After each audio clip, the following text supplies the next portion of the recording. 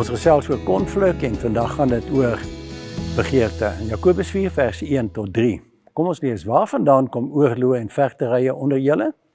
Kom hulle nie hier vandaan van julle welliste wat in julle lede stryd voer nie. Julle begeer en het nie. Julle pleeg moord en is naaiwerig en julle kry niks omdat julle nie bid nie. Julle bid en ontvang nie omdat julle verkeerd bid en om dit in julle welliste deur te bring. Jakobus antwoord sy eie vraag, wat is die oorsaak van beklei wat in 'n oorlog ontaard? Is dit nie, vra hy weer, dat julle welliste en julle lede in jou beklei nie? Die oorlog en geveg na buite is net 'n binnengeveg wat sigbaar word. Eerstens is dit die selfsugtige begeerte in ons. Dit was Adam en Eva se probleem. Hulle wou meer, hoër, hê en beter wees. Ons het en is nie genoeg nie, dis die gevoel. Tweedens, ons verwagtings en dan derdens drang om te beheer. As ek luister na gesprekke en gebede, dan hoor ek meer begeertes as daar vermoëns is. Ons laat toe dat ons harte oorweldig word met begeertes en verlange na dinge wat ons nie het nie. Ons gaan dan so ver dat ons soos 'n hongerdier sal doodmaak, slag, steel en verwoes, om te kry wat ons wil hê. Ons is skaamteloos in ons onvergenoegdheid. Dit wat ons soek, ontduik ons. Al ons bekgevegte, stryery en opinies los ons leeg. Ons bly onvervuld. Jakobus sê ons welis is die probleem. Wat is welis? Het dit met net die seksuele te doen? Nee. Welis is die onvermoë om bevredig te word. Vergenoegdheid. Ons by knaand honger, leeg, ontevrede, verward en behoeftig. Ons eet onsself honger.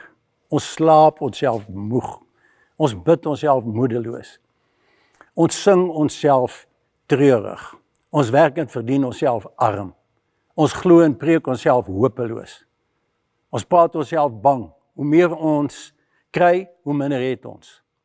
Hoe beter die motiveringssprekers, hoe groter ons mislukking en woede. Ons bly leeg, raak desperaat. Dit is wat Jakobus sê. Ons lieg en bedrieg ons harte met dubbelhartigheid en besoedel ons harte. Ons praat verkeerd. Ons praat en sê die goeie met 'n maar tussenin.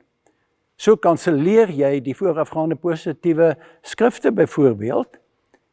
Dan sê ons, ek weet dat niks vir God onmoontlik is nie, maar vertrou en ken hom in al jou weë, maar werp al jou laste op die Here, maar ek weet ek moet vergewe, maar Efesiërs 1 vers 3, God seën ons met al die seëninge, maar God het my nie 'n gees van vreesagtigheid gegee nie, maar die Here is my sterkte, maar ek is vry, want Christus het my vrygemaak, maar al wat steeds oorbly is 'n begeerte wat ons kanselleer het uit met die maar.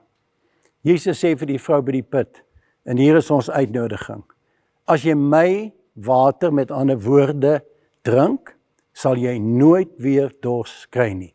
Dit was nie flirtasiewoordjies nie. Die een wat jou leegte, jou honger en dors sal les, is die groot ek is. Hy is die een wat jou begeerte na vermoëns toe verander.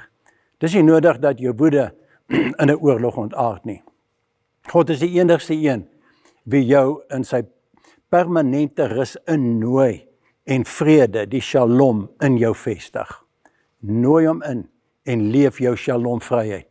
Julle het nie omdat julle nie vra nie, sê Filippense 4 vers sê, laat julle begeertes met danksegging bekend word by God.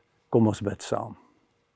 Here, ons weet dat U meer is as genoeg, dat ons lewe gevul is met U teenwoordigheid, dat daar geen ander bose verkeerde begeertes mag wees wat sal oorloë en bekleierery veroorsaak in 'n soeke dag daarin. Seën ons dit die dag in Jesus naam. Amen.